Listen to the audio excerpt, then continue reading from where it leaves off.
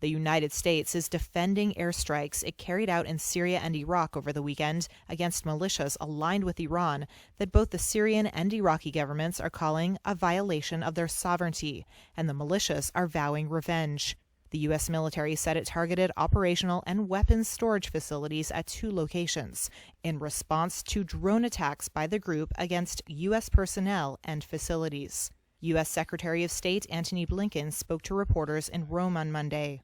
We took necessary, appropriate, deliberate action that is designed to limit the risk of escalation, but also to send a clear and unambiguous deterrent message. Iraqi militia groups aligned with Iran named 4 members of the Kataib Sayed al-Shuhada faction they said were killed in the attack on the Syria-Iraq border and vowed to retaliate. Iraq's government condemned the strikes against Iran-aligned fighters and said it would study all legal options to prevent such action from being repeated. Iran called on the U.S. to avoid creating crisis in the region. It was the second time this year President Joe Biden had ordered retaliatory strikes against Iran-backed militia.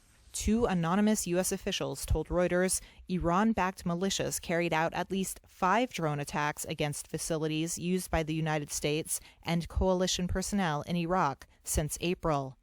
The strikes come at a sensitive time between Washington and Tehran. Biden's administration has been looking to potentially revive the 2015 Iran nuclear deal.